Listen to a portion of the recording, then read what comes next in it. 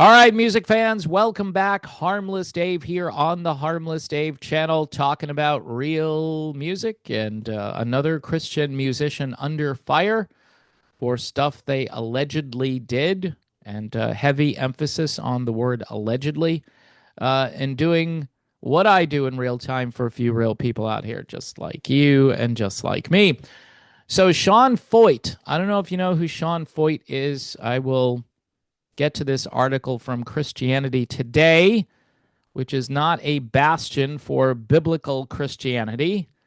I don't know what Christianity Today is anymore. It used to be, years ago, a place where you could go and get information, but now it tends to be, I don't know, it's an arm of the mainstream media, even though it's Christianity Today. All right. So Shawn Fo is been accused of mismanaging millions in ministry revenue. By the way, this is going to make Christian YouTube very happy, very helpful with the algorithm for all those channels that are going to come after Shawn Fo. And they probably never paid attention to Shawn Fo prior to this. When you find out what Shawn was up to back in 2020 and 2021, you'll understand why he's probably under attack. See, I'm far more skeptical on this one compared to the Michael Tate issue, which it's, there are people coming forward and it's a different issue. But they're saying he mismanaged millions in ministry revenue. Okay. So, let the whole thing play out, and that could be true, right? But I'm a little skeptical, and here's why. So let me read some of this here, and then I'll do some commentary. For years in city after city, Christy Gaffford would invite Christians to come pray and worship with Shawn Fo. Sounds pretty good, right? It's time to take back this ground for the kingdom, she wrote on Facebook as Fo toured state capitals in 2023 and 2024. Now, why would he go to state capitals? Well, he's political. She shared a picture of demonstrators. I don't know if they're demonstrators. They're just people who believe in certain things. The word demonstrator would imply that they're part of Antifa or something. Anyway, waving flags on the Capitol lawn in Salem, Oregon, and a clip of praise dancers twirling in the rotunda. So that kind of makes it look silly. There are praise dancers twirling in the rotunda. And again, the writing reflects what they want you to think, right?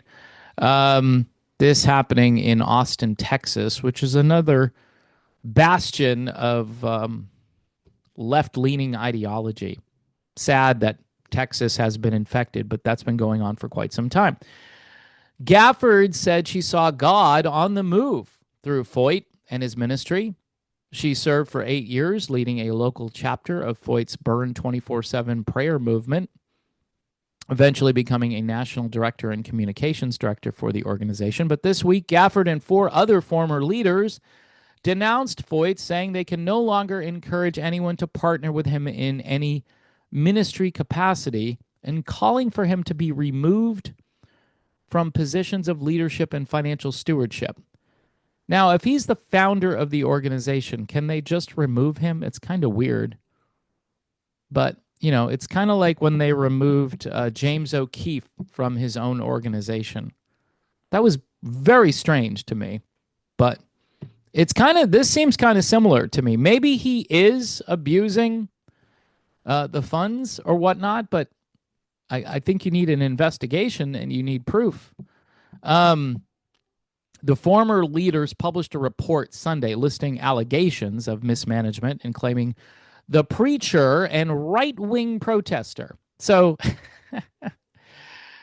oh my goodness. So he's a right-wing protester. And this is in a Christian publication.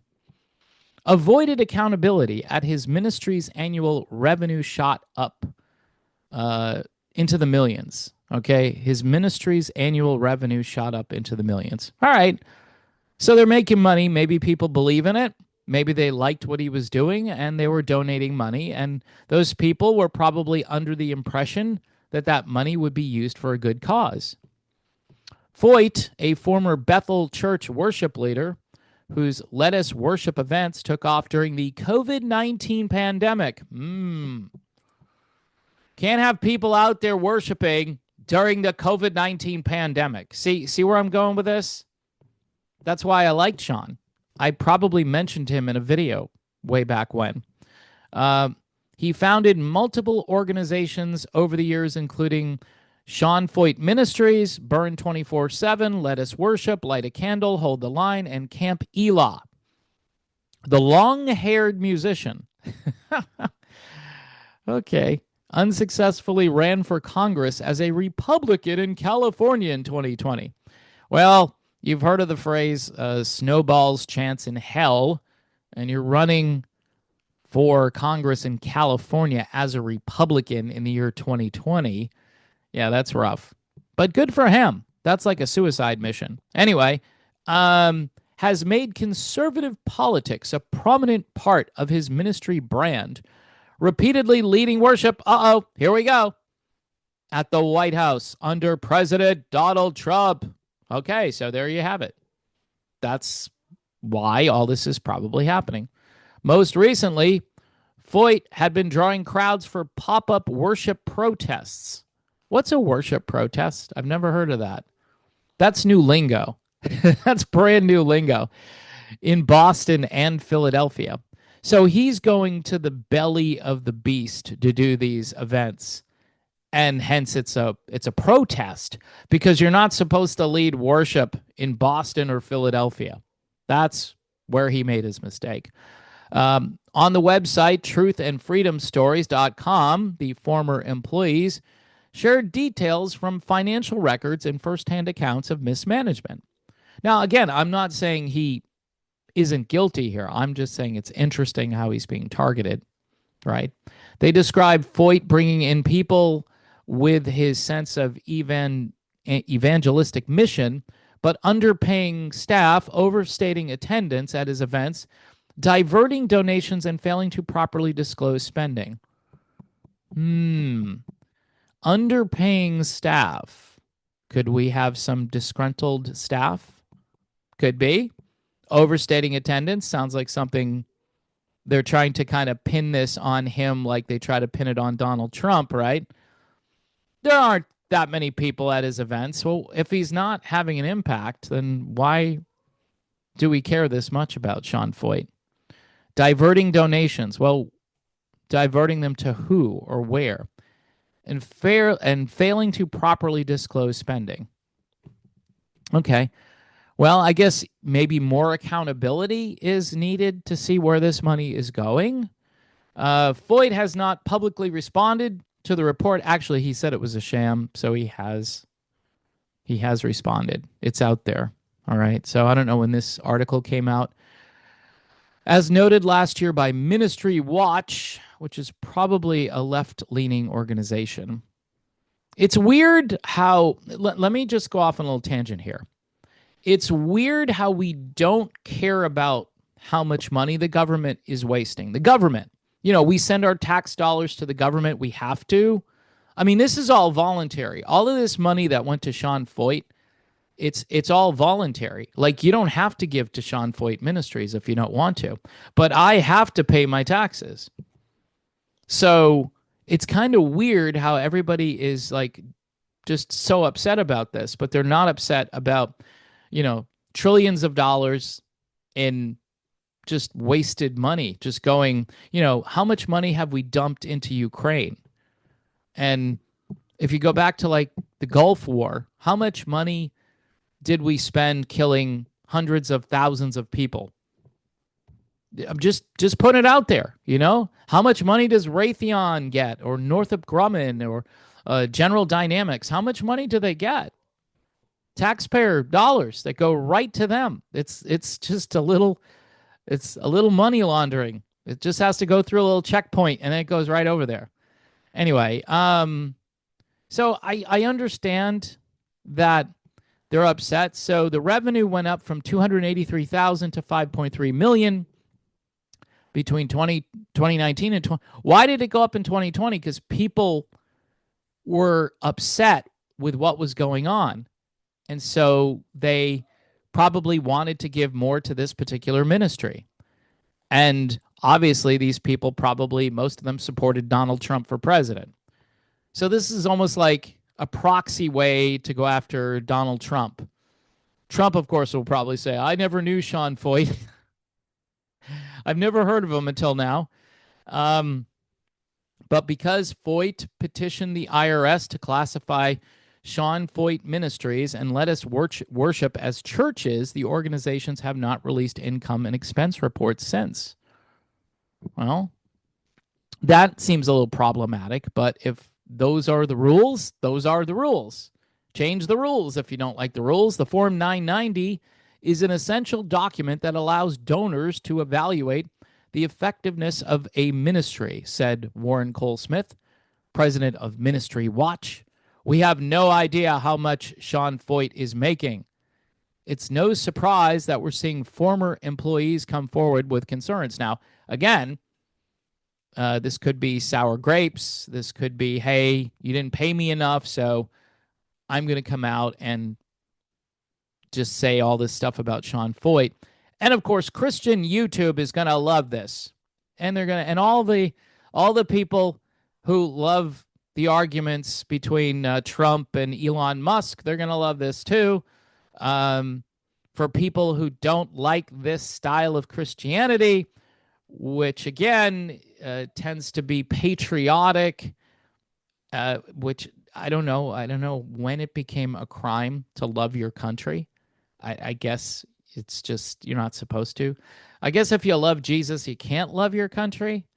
I get it. I mean, you should love Jesus first. And I think if you listen to Shawn Foyt, he's always going to talk about Christ.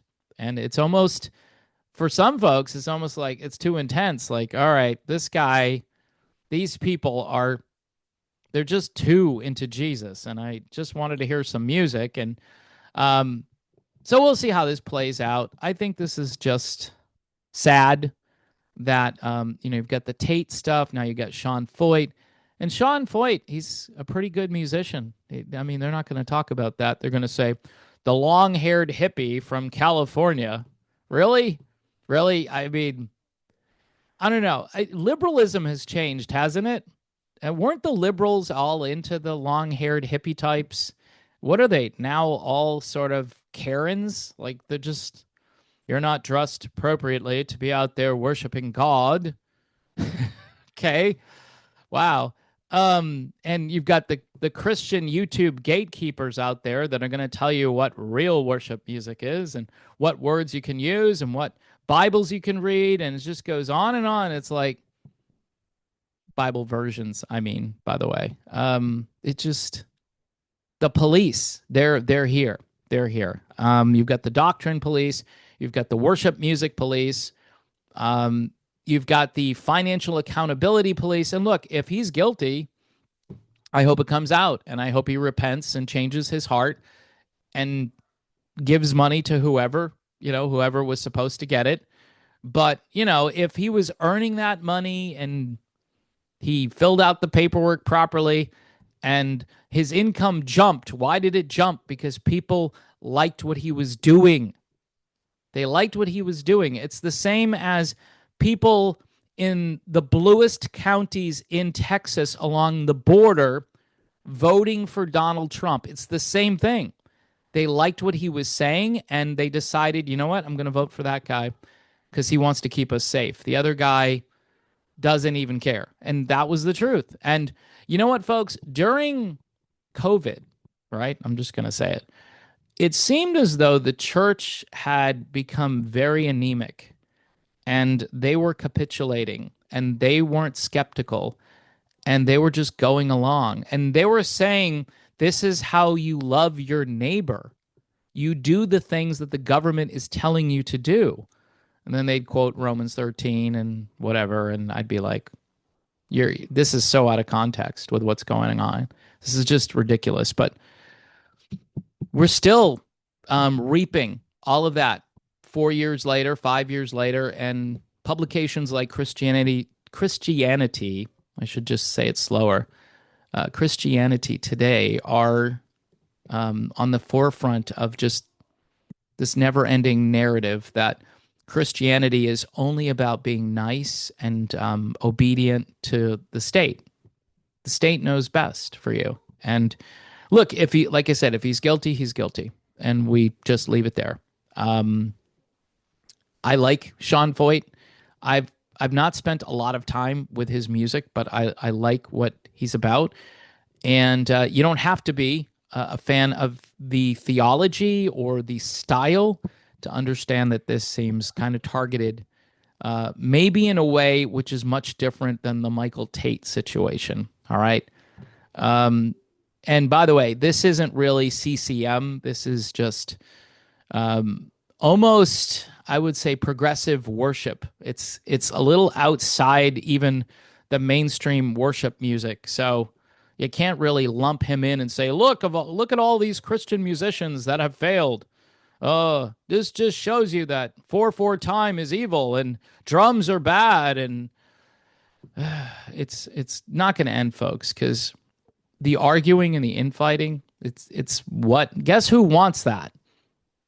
Satan, the devil, wants lots of infighting. So until you recognize that this is a spiritual war and that you need to take it seriously, it's just going to continue. And if you're buying into these narratives, you're just going along with the mainstream and you're not doing your own homework and your own research, then you won't know what hits when it hits you. All right. So those are just some parting words. I'm not an expert on any of what I just was talking about, but I feel called to start to get into this a little bit and to just put in my 2 cents. So you've got 2 cents.